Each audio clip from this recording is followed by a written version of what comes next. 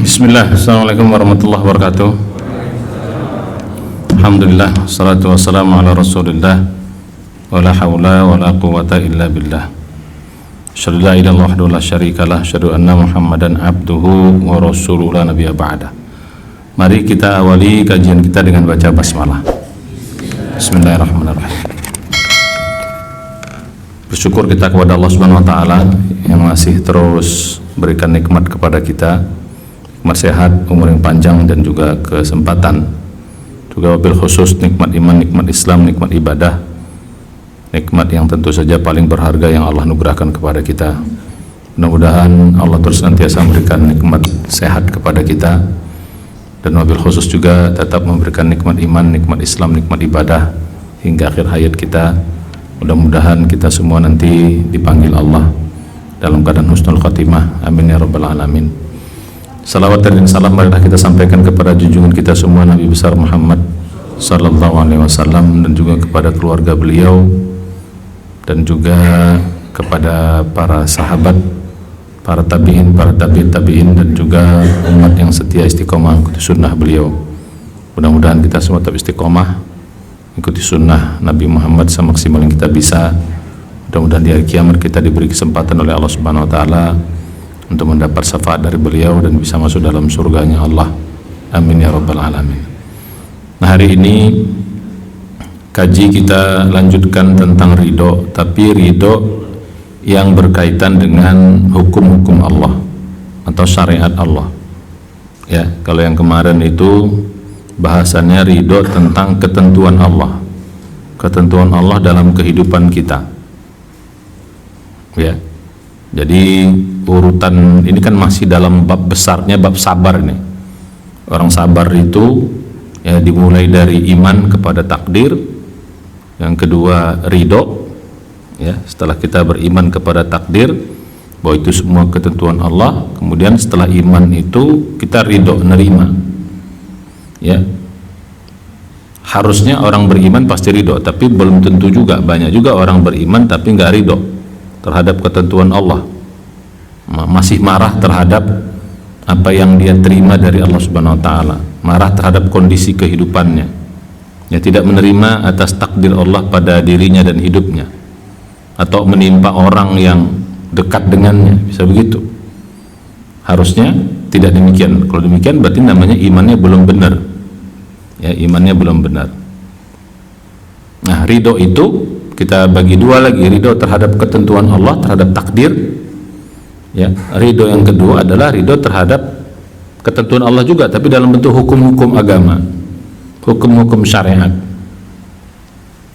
Nah, kalau terhadap hukum syariat itu nanti namanya taat. Nah, di situ bedanya. Kalau terhadap ketentuan, ridho terhadap ketentuan, nerima, yaitu kita menerima apa yang Allah tentukan dalam kehidupan kita.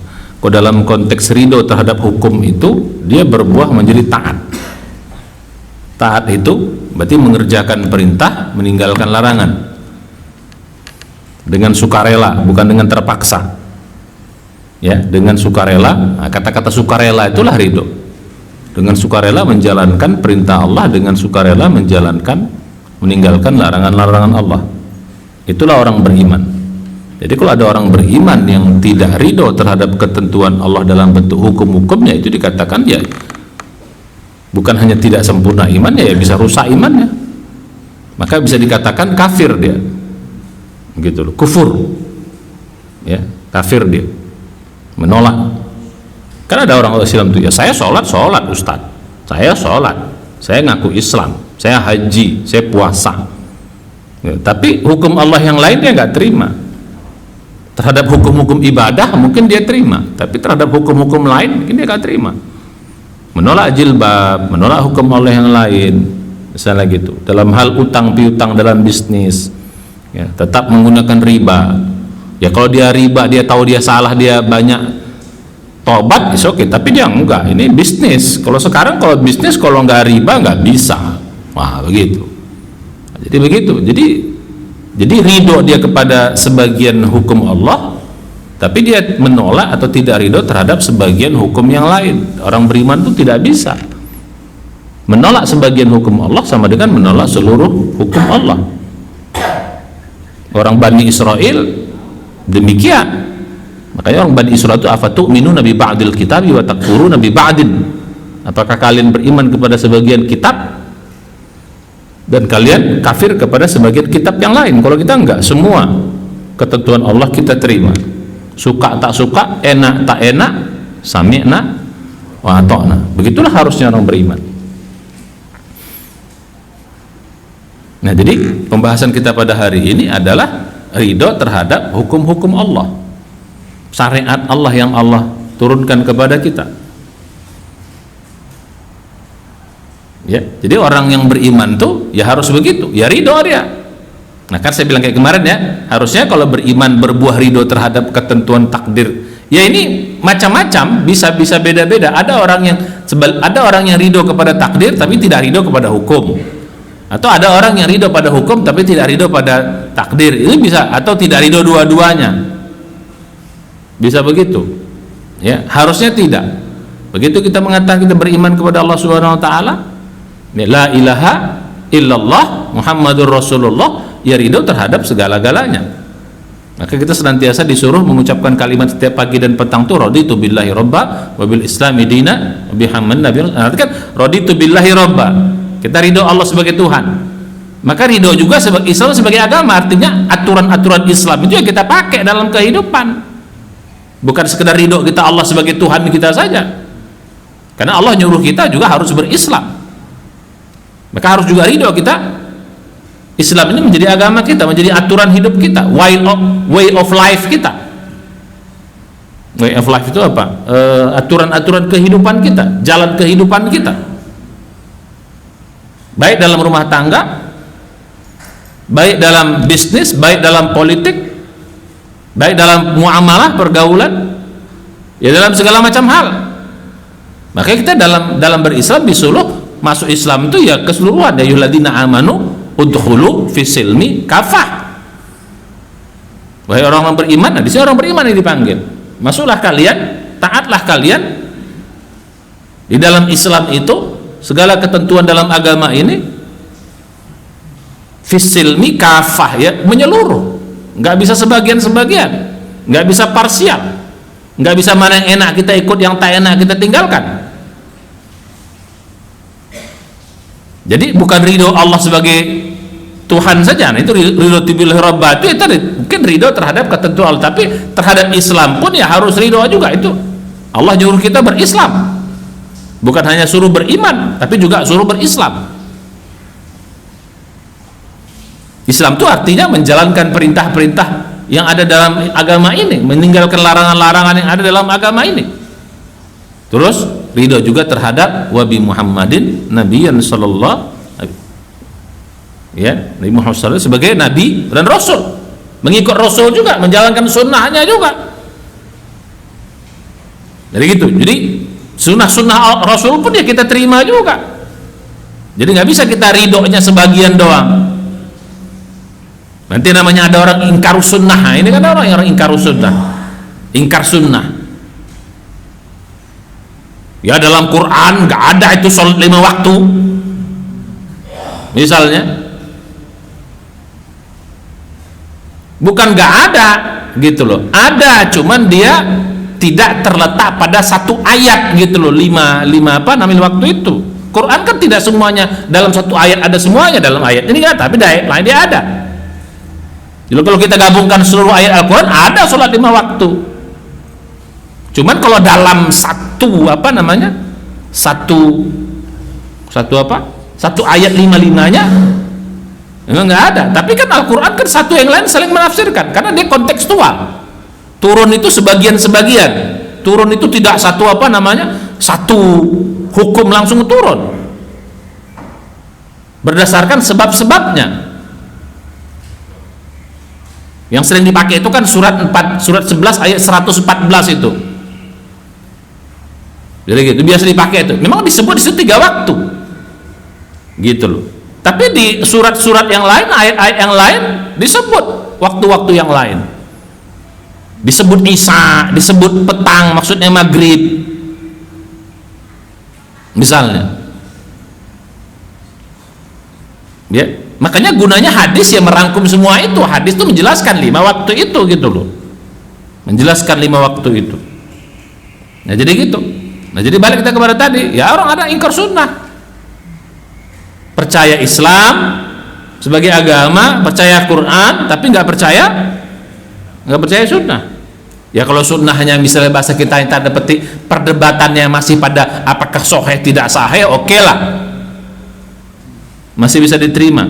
Tapi kalau sudah kita sepakati kesahihannya, justru ditolak tuh hukumnya, bukan sahih tidak sahihnya. Menolak hukumnya itu yang menjadi tidak benar dalam keimanan gitu. Jadi ridho Allah sebagai Tuhan, ridho Islam sebagai agama, artinya apa dalam Islam? Ikuti perintah, kerjakan, tinggalkan larangan. Termasuk dalam sunnah juga ridho Allah, Rasul sebagai nabi kita. Rasul itu kan untuk diikuti, dijambilkan contoh. Banyak juga orang yang Rasul tidak jadikan contoh, ya nggak bisa. Kita satu paket semuanya, itulah ridho itu tingkatan ridho itu begitu.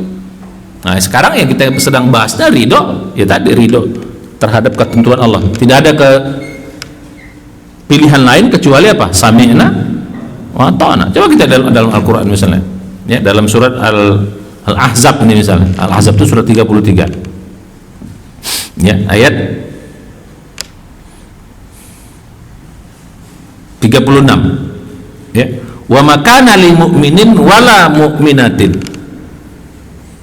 idza qadallahu wa rasuluhu amran ay yakuna lahumul khiyaratu min amrihim wa may ya'sillaha wa rasulahu faqad dhalla dhalalan mubinan. Nah ini jelas sekali, tidak pantas makana lil mu'minin, tidak pantas bagi seorang laki-laki beriman. Nah, disebut laki-laki beriman supaya jangan bias nanti. Wala mu'minatin, tidak juga bagi perempuan yang beriman, tidak laki-laki, tidak perempuan beriman. Idza qadallahu wa rasuluhu, apabila Allah dan Rasulnya, di sini dua-duanya disebut, bukan hanya Allah doang, Allah dan Rasulnya, berarti Al-Quran dan Sunnah. Amron, menentukan suatu urusan, urusannya apa saja yang Allah tentukan, apa saja yang Rasul tentukan. Ayyakuna lahumul khiyar, mereka masih punya pilihan lain min amrihim, dari urusan itu. Nah, jadi Allah mengatakan tidak pantas, berarti nggak benar imannya bagi laki-laki perempuan, bagi laki-laki beriman, perempuan yang beriman, ketika Allah dan Rasulnya menentukan sesuatu, memutuskan sesuatu, apakah berupa hukum, apakah berupa tanda petik perintah-perintah atau larangan, masih ada pilihan lainnya. Wa may ya'sillaha, di sini dikunci di sini, barang siapa yang ya'sillaha, durhaka kepada Allah wa rasulahu, dan kepada rasulnya, faqad dhalla dhalalan mubinan, sungguh. Nah di sini gunakan kata sungguh, benar, orang itu telah sesat senyata-nyatanya. Ya, dhalalan mubinan itu sesat yang senyata-nyatanya. Jadi menolak hukum Allah, menolak hukum yang ditetapkan oleh Rasul, itu dikatakan sesat walaupun dia beriman. Ini kan ayat ini tunjukkan dia ngaku beriman tapi tetap dihukumi sesat, tidak dapat hidayah. Bukan sekedar sesat lagi, dolalan mubinan. Nah itu dalam Al-Quran itu kan ada dolalan ba'idan, dolalan kabiran, dan dolalan aziman. Ini dolalan mubinan, nyata, bukan gelap-gelapan lagi. Nah jadi begitu. Jadi disebut di sini orangnya durhaka, ya'sillaha wa rasulahu, bermaksiat kepada Allah dan Rasulnya, durhaka kepada Allah dan Rasulnya. Jadi ini artinya ridho terhadap, ini kita katakan qada, Allah menentukan. Qada itu kan kalau dalam bahasa takdir kan takdir dia. Di sini qada, di sini dalam hal hukum yang dihitung Allah dan Rasulnya. Ini kan ayat, kalau kita mau apa ya, ayat ini turun, ya ini banyak yang protes. Ayat ini kalau kita lihat di bawahnya, ayat ini Allah sedang menguji orang beriman, ya, bahwa anak angkat itu statusnya tidak sama dengan anak kandung. Ini ayat ini. Kalau surah Al-Ahzab itu kalau kita lihat dari awal itu, anak angkat itu tidak sama statusnya dengan anak kandung. Ya, anak kandung itu dapat waris, anak angkat tidak dapat waris. anak angkat itu, ya. Nah, di sini dihukumi, ya, boleh istri, bekas istri dari anak angkat itu boleh dinikahi, gitu. Kalau anak kandung nggak boleh, mertua itu haram hukumnya kita nikahi. Bagi laki-laki, ya hak kita menikahi mertua perempuan. Bagi perempuan haram menikahi mertua laki-laki. Menantu bahasa kita juga, ya, menantu laki-laki apakah menantu perempuan. Cuman kalau khusus menantu perempuan, ya, itu apa namanya, kalau sudah dicampuri, kalau istri kita punya anak perempuan, kalau sudah dicampuri, ya nggak boleh kita, kalau cerai nggak boleh kita nikahi anaknya. Tapi kalau belum dicampuri boleh, itu ada ketentuan khusus. Jadi kalau mertua campur nggak campur haram, nah, lagi itu misalnya. Tapi kalau anak tiri itu bahasa kita apa tuh? Ya, anak dari istri kita, itu kita nikahi ibunya, haram kita nikahi anaknya. Kalau sudah campur, tapi kalau belum campur boleh. Itu kalau dijelaskan dalam surat An-Nisa nanti. Nah, balik kita pada yang tadi. Jadi ayatnya mengatakan berat mereka kan dalam keyakinan, bukan keyakinan, budaya yang sudah mendarah daging pada waktu itu, anak angkat itu anaknya nggak boleh kita nikahin. Maka kan ketika turun ayat ini, Rasul aja hampir nggak berani menyampaikan ayat ini, begitu loh. Karena itu dalam budaya itu nggak boleh, itu pantangan istilah gitu. Karena anak angkat dianggap anak kandung, sehingga istri dari anak angkat kita kalau sudah dicerai oleh anak kita, ya nggak boleh kita nikahin, sama seperti anak kandung. Tapi ayat ini mengatakan, ini kan ayatnya tentang Zaid ini, tentang Zaid, ya. Jadi gitu kan ceritanya, Zaid, Allah kasih wahyu gitu, nanti Zaid itu akan menceraikan istrinya namanya Zainab. Setelah dia ceraikan, kau kawini, kata Allah. Rasulullah berat menyampaikan ayat ini. Ini gimana, apa kata orang nanti nih? Nah gitu. Makanya dikunci di ayat itu, ya, bahwa barang siapa yang telah Allah tentukan sesuatu masih menolaknya, maka sungguh telah tersesat. Makanya ayat berikutnya apa? Wa ittaqul lil ladzina an'ama 'alaihim, ya, ketika kau mengatakan kepada orang yang kami beri nikmat, Allah beri nikmat kepadanya, sunni Zaid, dan engkau juga sayang kepada dia, amsik 'alaika zawjan. Nah, jadi gitu. Malah dia bilang ketika Zaid ini mau nyeraikan mau nyeraikan Zainab ini, sampai Nabi bilang, udah jangan kau ceraikan, gitu loh. Padahal wahyunya apa? Nanti Zaid akan menceraikannya. Dia bilang amsik alaika zawjak, jangan kau ceraikan, itu istrimu, gitu loh. Sampai Allah tegur, ayatnya negur Rasul sebenarnya. Ketika kau ngomong kepada Zaid, jangan kau ceraikan, padahal wahyu mengatakan nanti dia bakal menceraikannya, istrinya kau nikahi, gitu loh. Makanya Allah tegur, wattaqillah, bertakwa kau Muhammad, jangan kayak gitu, sampaikan apa yang Allah ini kan.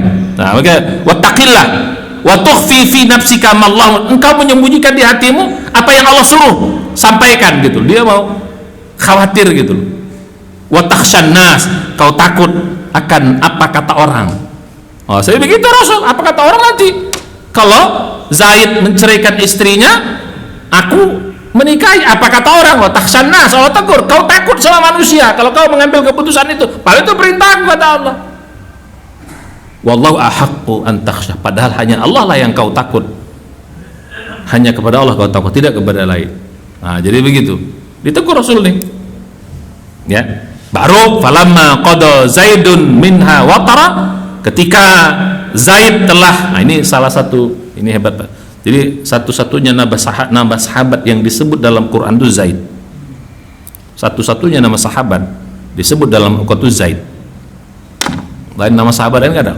Sehebat-hebat Abu Bakar tidak disebut dalam Quran namanya Abu Bakar. Begitu juga Umar. Tapi kalau sinyal-sinyalnya ada, tapi langsung namanya enggak. Zaid satu-satunya sahabat Rasul yang disebut dalam Al-Quran. Karena ini peristiwa penting, mesti disebut namanya. Falamma qada Zaidun minha, ketika Zaid itu telah menceraikan istrinya, zawwajnakaha, kami nikahkan engkau dengan istrinya itu. Supaya apa kami nikahkan itu? Likaila yakuna 'alal mu'minina harajun fi azwaji adi'ihim idza qadaw minhunna wa tara. Supaya jangan terjadi, jangan sampai ya orang beriman itu ragu untuk menikah dengan istri dari anak angkatnya. Nah, jadi begitu. Jadi ayat ini banyak yang sudah gimana ini? Akhirnya ya karena beriman semuanya sami'na wa ata'na. Begitulah. Ya kalau kita sekarang sih nggak ada beratnya gitu, karena ini bukan budaya kita, nggak terlalu ini. Kalau di zaman itu berat sekali, Pak. Bahkan orang itu anak angkat itu dijadikan bin dirinya. Makanya sekarang kita nggak boleh bin anak angkat tetap bin bapaknya. Kan ada sekarang orang mengubah bin anak angkat dengan bin dirinya. Dulu Rasulullah itu Zaid itu namanya Zaid bin Muhammad dulu. Setelah turun ayat ini diganti dengan Zaid dengan apa namanya? bin apa? Zaid bin Harisah. Jadi gitu. Nah, jadi demikian. Jadi balik kita kepada apa? Kepada kajian kita. Tapi kalau kita sih nggak terlalu berat sekarang, aman. Kalau di zaman itu banyak sekali keputusan-keputusan. Wah ini makanya ayat dari awal surah Al-Ahzab itu gitu kan, gitu. Tidak, panggillah mereka dengan nama bapak mereka. Ud'uhum li abaihim. Panggil anak-anak angkat itu dengan nama bapak mereka sendiri. Fa ilam ta'lamu, kalau kau tidak tahu aba'ahum bapak mereka, fa ikhwanukum fid din wa mawalakum, mereka itu saudara engkau. Harus kita katakan wahai anak saudaraku. Jadi begitu. Jadi kalau kita nggak tahu siapa bapaknya, terlantar di mana, dapat di mana, nggak tahu siapa nama bapaknya, kita panggil dia bukan anakku tapi wahai anak saudaraku. Ya ibna akhi. Jadi gitu. Wahai saudara, anak saudara laki-lakiku. Jadi begitu. Nggak boleh kita, kan sekarang banyak orang yang apa anak angkat itu dipakai binnya dia, nggak boleh, Pak. Ya kalau laki-laki masih oke lah. Kalau perempuan nanti dia menikah, siapa yang menikahkan? Sedangkan dia bukan walinya. Yang menikahkan dia wali hakim. Nah, balik kepada yang tadi. Nah, orang beriman itu ya begitu. Suka tak suka, enak tak enak, itu kebutuhan Allah, sami'na wa ata'na. Nah, misalnya gitu. Ya, jadi di sini siapa yang tidak ridho terhadap ketentuan Allah dikatakan apa? Dolalan mubina.